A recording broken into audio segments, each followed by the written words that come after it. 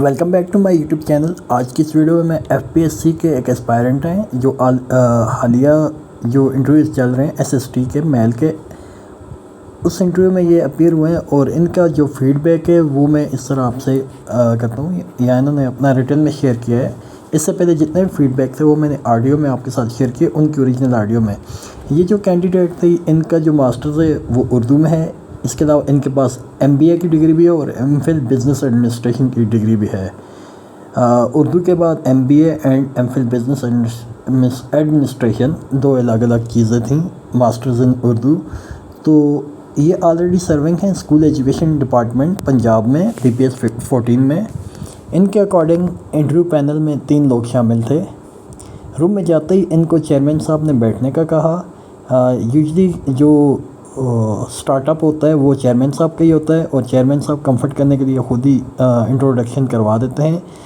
تو بیٹھ جانے کے بعد ان سے کہا کہ آپ نے اردو میں کیا پڑھا ہے، کیا کیا پڑھا ہے، کس شاعر کو پڑھا ہے؟ تو ان کا رسپانس تھا میر کو پڑھا ہے، غالب کو پڑھا ہے اور اقبال کو پڑھا ہے۔ پھر چیئرمین صاحب نے پوچھا پاکستان بننے کے بعد والے شعراء کے نام بتائیں۔ ایک کوشچن یہ بھی آ گیا کہ جن کے پاس اردو سبجیکٹ ہے وہ بتائیں کہ پاکستان کے بننے کے بعد کون کون سے شعراء تھے، جس طرح احمد فراز صاحب تھے، امجد اقبال یا یہ 2 نام میرے ذہن میں ابھی آئے کیونکہ میرا اردو بیک گراؤنڈ نہیں ہے۔ تو اس کے علاوہ اور بھی شعراء کے نام پوچھے ہوں گے، لازمی ہوں گے۔ پھر اس کے بعد ان سے سوال کیا گیا میر تقی میر کی غزل کا پہلا شعر سنائیں، کسی بھی غزل کا پہلا شعر رینڈملی ان سے پوچھا گیا۔ پھر ان سے کہا گیا کہ غالب کا کوئی شعر سنا دیں۔ اس کے بعد اقبال کا ایک شعر سنا، ٹھیک ہے۔ جو انہوں نے 3 شعراء کے نام لیے تھے ان کے غزل کے، ان کے کسی بھی نظم کے اشعار سنے۔ اس کے بعد پوچھا کہ کون سا سبجیکٹ پڑھاتے ہیں، اور کیونکہ یہ already school education department Punjab میں سروس کر رہے ہیں تو ان سے پوچھا کون سا سبجیکٹ ہے آپ کا، اور FGEI میں کون سا سبجیکٹ پڑھائیں گے۔ ابھی وہ آئے نہیں ہیں FGEI میں، لیکن ان سے ایکسپیکٹیشن کہ آپ کون سا سبجیکٹ پڑھائیں گے۔ اس کا جواب آپ جب پریپریشنز کریں گے تو آپ نے بھی بتانا ہے کہ سچویشنل کوسچن تھا کہ کون سے سبجیکٹ پڑھائیں گے۔ ابھی مائنڈ میں کچھ سیٹ کیا نہیں ہوتا، لیکن یہ کہ سیٹ کر دیں تو اچھا ہے کہ آپ کے ریلیونٹ سبجیکٹ ہوں۔ پھر پوچھا BEd کی بکس کے نام بتائیں جو آپ نے پڑھی ہیں۔ آبویسلی سم ٹائم ہوتا ہے ان کے سامنے DMCs ہوتے ہیں، آپ کے ڈاکومنٹس ہوتے ہیں، وہاں پہ ڈاکومنٹ میں سے آپ کے جو BEd کی یا MAd کی جو کوالیفیکیشن ہے وہاں سے آپ کے کورسز کے نام پوچھے جاتے ہیں۔ دین اس کے بعد کوسچن ان کے پاس تھا کہ پاکستان کی قومی زبان اردو ہے، انڈیا کی قومی زبان کون سی ہے؟ ایز یوزول مجھے نہیں پتہ، لیکن آپ لوگوں میں سے کسی کو پتہ ہے تو کمنٹ میں لازمی لکھیں۔ دین اس کے بعد انٹرویو پینل میں دوسرے ممبر جو کہ ایک فیمیل تھیں، میڈم تھیں، اور FGEI ڈپارٹمنٹ سے ہی تھیں، اور انہوں نے ان سے پیڈاگوجی سے ریلیٹڈ سوال کیے جو کہ انگلش میں سوال پوچھ رہی تھی ان سے۔